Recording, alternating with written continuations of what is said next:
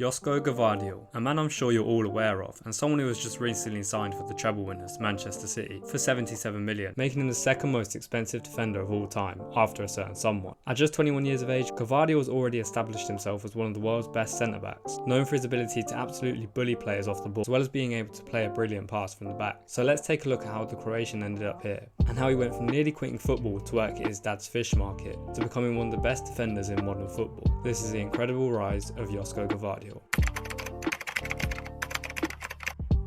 Gvardiol was born in 2002 in Croatia's famous capital Zagreb and took up the sport of football from an early age, which is no surprise considering his dad was a footballer at amateur level. And at the age of 7, Gvardiol began playing football for his first club, Treble, I'm sorry if I said that wrong, which was a team in the local neighbourhood, which was coached by one of Gvardiol's neighbours, Vedran Peric, who gave him lifts to games. But Gvardiol didn't slot into the centre-back role straight away, as he initially had a few games up front, as he always wanted to be an attacker. However, his coaches saw his potential to play at the back due to how comfortable he was on the ball, as well as his ability to intercept loose balls. So centre-back it was for Josko, and he took no time adjusting, and quickly impressed many scouts across Croatia, which saw Josko get an offer to be able to play at Croatia's biggest club, Dynamo Zagreb, which have obviously produced their fair share of quality players throughout history. And Gvardiol was reluctant to move at first, but he and his father knew that it was the right step for his career. But like at his former club, Josko wasn't thrown into centre-back straight away when he arrived at Dynamo, as he was tried and tested in many different positions on the pitch, such as left-back and defensive midfielder. But the coaches soon decided that the centre of defence was what was best for the young Croatian, and he showed the whole of the Zagreb academy his talent that we all know him for today. But to be honest, things could have actually been a lot different, because even though he had talent, he became frustrated with the lack of career opportunities, and was considering leaving football as a whole to go and work with his dad, who was a fishmonger, saying,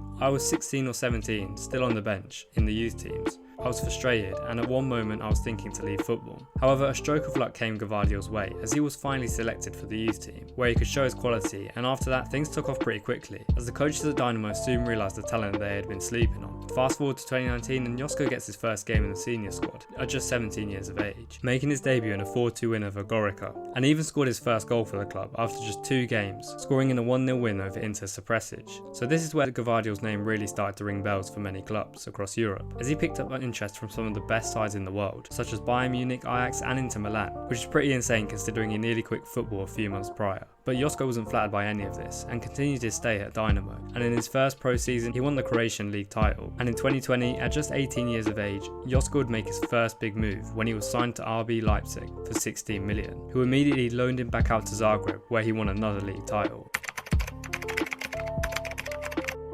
On to Leipzig then, and Gvardiol was then immediately part of Leipzig's starting 11, after his debut against Stuttgart, having many impressive performances despite some managerial struggles. And Gvardiol was different to many defenders, because yeah, don't get me wrong, the guy can defend well, but his ability on the ball is what really separated him from the rest, because this guy can carry the ball from the back like a madman, but also play an amazing pass when needed. And in his first full season at the German side, he won the DFB Pokal, adding one of his first major trophies to his cabinet. But it was really at the international stage where Gvardiol became widely recognised as a top youngster, as after having some impressive games at under 21 level, Gvardiol was selected as part of Croatia's 26-man squad for the 2020 Euros, making his first starting appearance in the Euros group stage at the age of just 19, making him the youngest ever player to play for Croatia at a major tournament. And Gvardiol didn't get the odd start here and there, as he started every single game that Croatia played that tournament, and became a vital part of their squad, as well as one of their best players. And although Croatia's run was cut short by Spain in the round of 16, Croatia and Gvardiol had the chance to go again in the Qatar World Cup, which is exactly what they did, going on one of the most incredible World Cup runs in history, finishing 3rd place after losing to Argentina in the semis. And yes, I know he got cooked by Messi, but Gvardiol still had an amazing run, and he even scored his first goal in a major international tournament at just 20 years of age, after he bagged against Morocco in the 3rd place playoff, and just narrowly missed out on young player of the tournament to Enzo Fernandez.